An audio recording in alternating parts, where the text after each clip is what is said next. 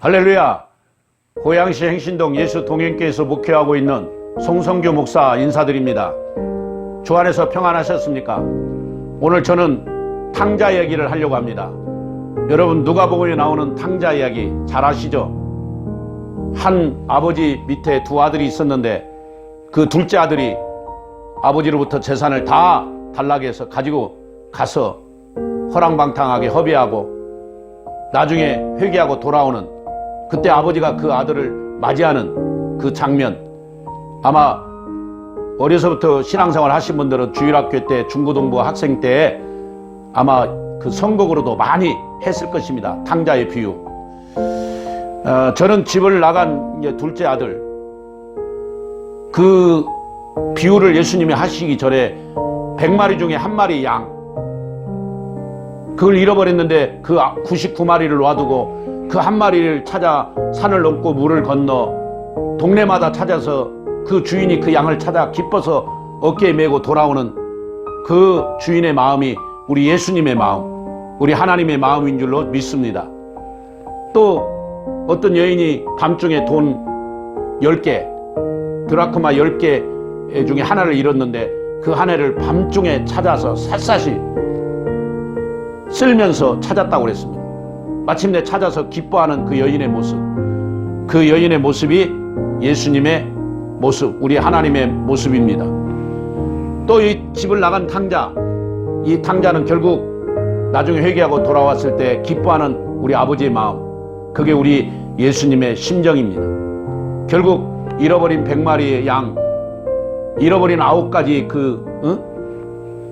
잃어버린 한 마리의 양, 잃어버린 한 개의 돈은 결국 잃어버린 아들, 회개하고 돌아온 그 아들을 의미하는 것입니다. 사랑하는 여러분, 저는 거기에서 세 가지, 하나님은 한 영혼이라도 나가지 않기를 원하시는 하나님, 아멘. 그 다음에 또 하나는 나간 영혼이 다시 돌아오기를 바라고 밤마다 문 열어놓고 기다리시는 하나님. 그 다음에 또 하나는 나간 자식이 다시 돌아오는 것뿐만 아니라 그 큰형으로 하여금, 형으로 하여금 나간 자식을 찾아오기를 바라는 마음. 어쩌면 우리 교회 성도들은 지금 큰형 같지 않을까요? 예수님 안에, 주님 안에 있으니까 지금 믿다가 실족한 사람들, 교회를 떠나간 사람들, 가나안 교인, 거꾸로 하면 안 나가 교인들, 그분들을 우리가 찾아서 다시 교회로 인도해야 할 책임이 있지 않을까요? 저는 그렇게 생각합니다. 우리 예수님은 지금도 문 열어놓고 그 나간 자식이 돌아오기를 기다리고 형으로 하여금, 먼저 믿고 있는 우리 성도들로 하여금 나가서 찾아오기를 고대하고 계시는 줄로 믿습니다. 저는 그런데 그 돌아온 탕자가 이렇게 아버지 품으로 왔을 때 저는 아버지에게 세 가지 선물을 가지고 왔다고 생각합니다. 그 첫 번째는 회개입니다. 참된 회개. 아들이 거의 죽게 되었고 돼지 주엽 열매를 먹는 그런 비참한 현실에서 아버지 집을 생각합니다. 우리 아버지 집에 먹을 것이 많은데 내가 우리 아버지 집에 가서 품꾼에 하나라도 써달라고 해야 되겠구나, 그렇게 생각하고 참된 회개를 하고 돌아옵니다. 여러분, 오늘 또 예수님은 우리가 회개하고 주님께 돌아오기를 원하고 있습니다. 오늘 또 집을 나간 자녀들 회개하고 돌아오기를 바라는 게 예수님의 마음. 오늘 이 둘째 아들은 정말 처음에는 그렇게 불효하고 아버지 마음을 상하게 하고 정말 아프게 했지만 이제 회개하고 돌아왔잖아요. 그래서 그 아버지가 나가서 안고 껴안고 입을 맞추고 손에 가락지를 끼워주고 목욕을 시키고 또 송아지를 잡아 잔치를 베풀었어. 하나님은 이렇게 회개하는 영혼을 그렇게 기뻐하시는 줄로 믿습니다. 또 하나, 이 탕자가 가져온 선물 하나는 기쁨입니다. 기쁨. 이 가정에 기쁨을 줬어요. 아버지는 늘 자식 생각에, 집을 나간 둘째 아들 생각에 잠을 못 자고 밤마다 문 열어놓고 기다렸다고 그랬어요. 여러분, 그 아들이 돌아왔을 때 얼마나 기뻐했습니까? 마치 잃어버린 양을 찾아 기뻐하는 그 주인처럼, 잃어버린 돈을 찾아 기뻐하는 그 여인처럼, 그 아버지는 그 잃어버린 영혼 하나, 그 아들을 기뻐했다고 그랬어요. 돌아왔을 때 기뻐했다고 그랬어요. 여러분, 그 당시 이스라엘 백성들은 예수님 당시에는 둘째 아들이 재산을 받아가지고 그렇게 집을 나갔다, 아버지가 살아 계신데도 그 재산을 분깃을 받아 나갔다는 것은, 그것은 최고의 불효의 극치입니다.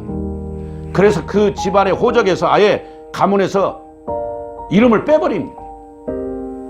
이제 그 정도만 아니라 아예 장례식을 치러버립니다. 그 아들은 죽었다. 사망 장례식을 치러버립니다. 그게 그 이스라엘 그 당시 예수님 당시의 풍습이요, 관습이었습니다. 그러니까 그 아들이 살아왔을 때, 돌아왔을 때 아버지가 말하잖아요. 이 내 아들은 죽었다가 살아났다고. 죽었다가 살아난 아들이라고 기뻐하잖아요. 여러분, 지금도 수많은 영혼들, 우리 주변에 영혼들이 주님 앞에 돌아올 때 주님은 그렇게 기뻐하시고 죽었다가 살아난 아들처럼 환영하고 있는 줄로 믿습니다. 웰컴, 어서 오십시오.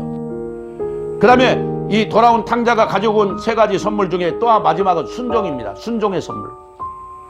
그는 집에 돌아온 둘째 아들이 이제 아버지의 명령을 절대로 저는 거역하지 않을 거라고 봅니다.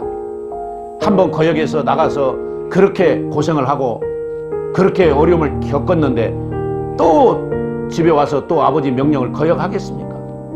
저는 어디에서 그걸 볼 수 있냐면, 나는 이제 아버지의 아들이라 일컬음을 받지 못하고 우리 집에 일하는 품꾼의 하나로 써달라고 하는 마음. 품꾼이 뭐예요?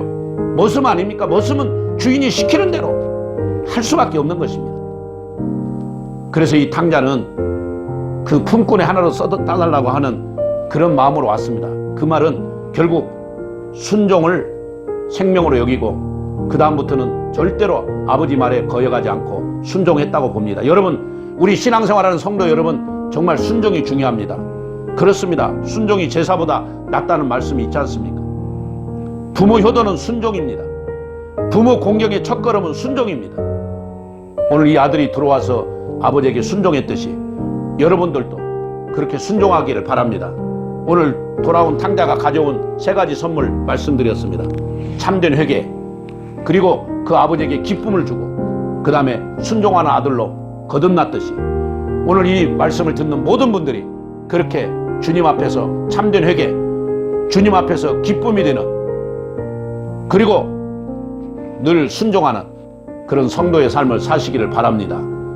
그래서 주님께 찬양하고, 내가 원하는 한 가지 주님의 기쁨이 되는 것, 내가 원하는 한 가지 주님의 기쁨이 되는 것.